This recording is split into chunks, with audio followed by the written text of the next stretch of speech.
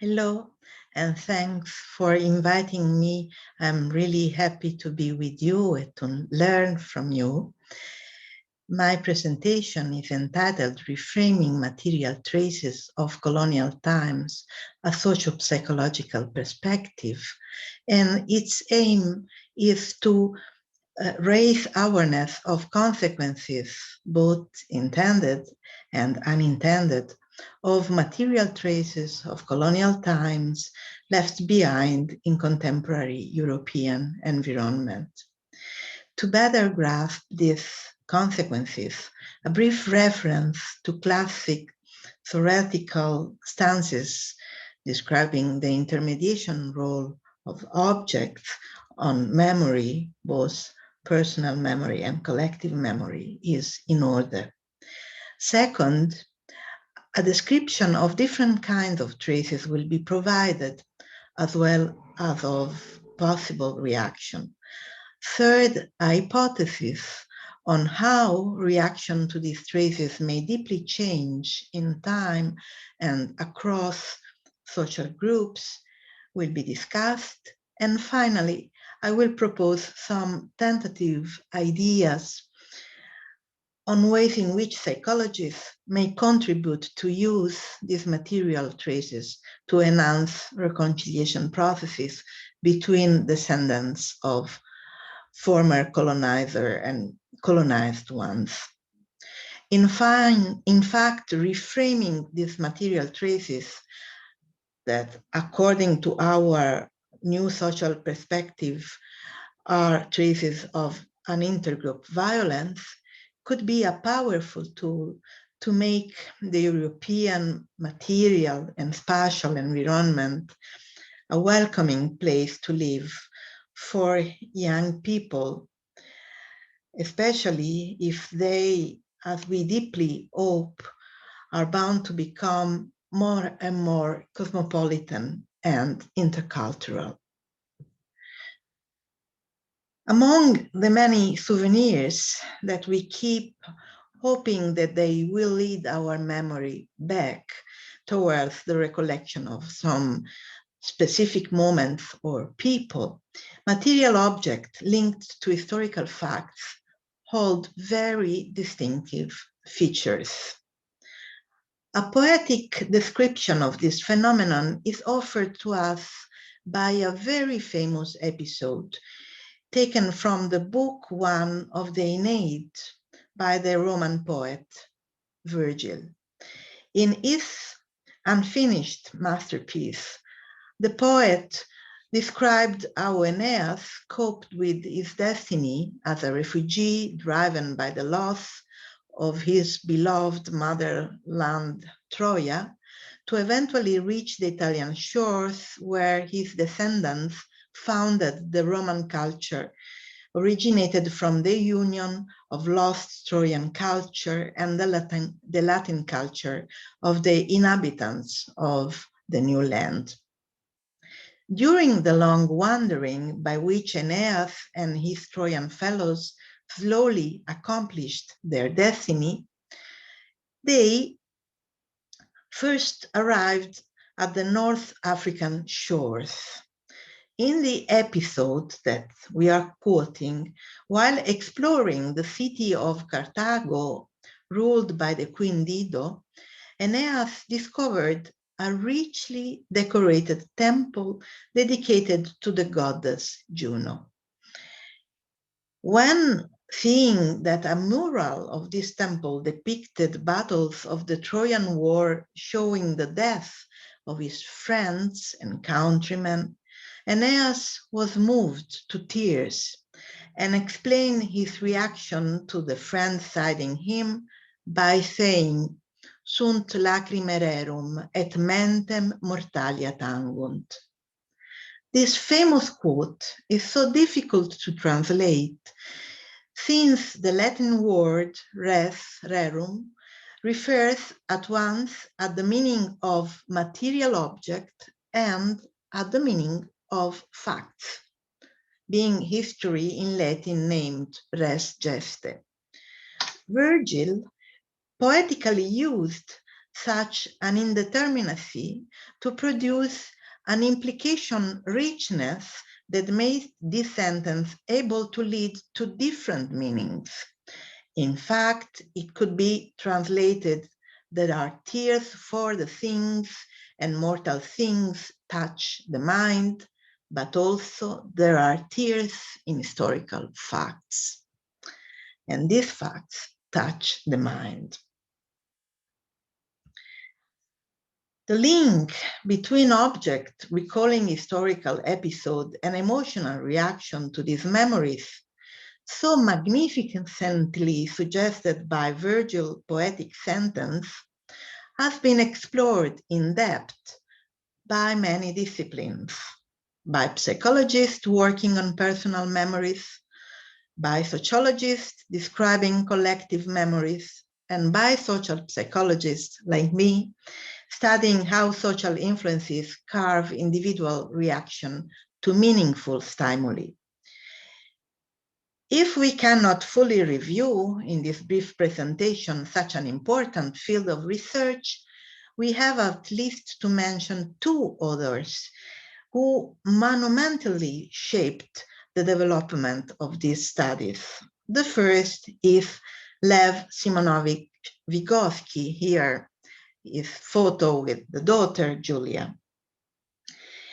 He was called the Mozart of psychology, both for his too short and tragic life, and for the fundamental shift he provoked in the reaching of a better vision of social dimension of psychological processes.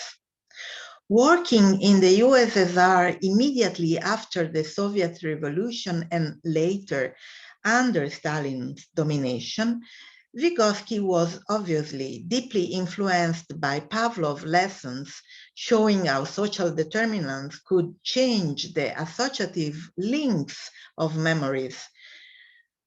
However, he added to this dominant theoretical framework a genial turn by dividing memory processes between elemental ones, as those implied in Pavlov experiments, and superior ones. While elemental processes are shared by human and animals, superior ones are only human, are not only shaped by external environment, but also guided by individual choices. Describing this difference, Vygotsky says, I quote, "The very essence of human memory is that human beings actively remember with the help of signs. As one psychologist has said, the very essence of civilization consists in the fact that we deliberately build monuments so as not to forget. In the Notek handkerchief and the monument, we see the most profound, most characteristic, and most important feature which distinguishes human from animal memories. In other words, the specificity of human memory is to be intermediated by objects, used to remember what must be remembered." In this famous quote, Vygotsky gives two examples of this human capacity: either object chosen by the person to guide his individual recollection, the handkerchief, or objects built by communities to provoke an occasion to remind events or protagonists of collective history. Another fundamental contribution to understand how objects reminding historical memories could touch the mind and trigger deep emotional reaction can be traced back to the pioneering, still unsurpassed, in my opinion, work of Alvax. Looking at memory intermediation tools from a sociological point of view, Alvax explains the choice of material object by the fact that the stone will be there long after the death of those who decided to use them to signal the duty of historical memories. Therefore, emotions triggered by this object will change in time from emotion linked to autobiographical memories, as in the case of Aeneas, to emotion based on the group. This new longitudinal perspective makes possible to understand how, when groups change according to generational renewal, or when a different balance between hierarchical position of groups is reached, a same monument or place can change the memory that is signified in it. To prove such a provocative theoretical stance, Halbwachs described how places and monuments changed their meaning according to the never-ending battles fought in the Holy Land, where, for instance, a same grave could be attributed to different protagonists according to the belonging to different religious communities. In his work, Halbwachs introduced the dimension of conflict between memories of different groups and the idea of a social access to different kinds of signifiers changing across generation and according with different social perspectives. Bearing this theoretical complexity in mind, we can now look at the many material traces of colonial times the European countries are still replete with, trying to sketch a tentative description of the different categories to which they could be assigned. Some of these traces originated from communities' decision to support or even glorify events or protagonists of colonization. They are still now surviving, as, for instance, a statue in a park or the name of a street. Some other traces are part of cultural heritage shown in specific places, as, for instance, museums or other kinds of permanent exhibition, where originally cultural artifacts of colonized people were collected to make it evident the difference between advanced and primitive societies. And finally, more hidden traces can be retrieved when looking at the material objects showing to recollect the way we were. For instance, in an advertisement of food related to the colonial time. Here you see the window of a shop, a famous shop here in Rome, in Italy, when you see the name of the shop, Castroni, and then the food is defined colonial food, still now.